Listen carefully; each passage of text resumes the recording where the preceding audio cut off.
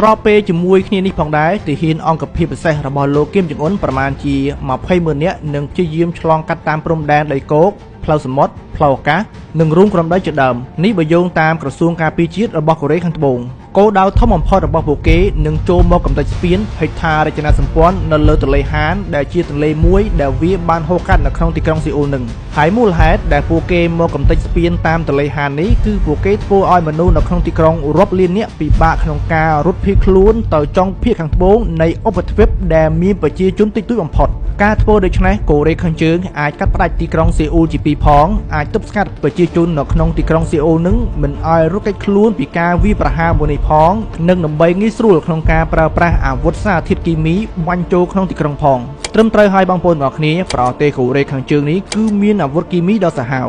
នៅក្នុងឆ្នាំ2009ក្រុមវិបត្តិអន្តរជាតិបានរាយការណ៍ថាប្រទេសកូរ៉េខាងជើងនេះគឺអាចមានស្តុកទុកអាវុធគីមីប្រហែលជា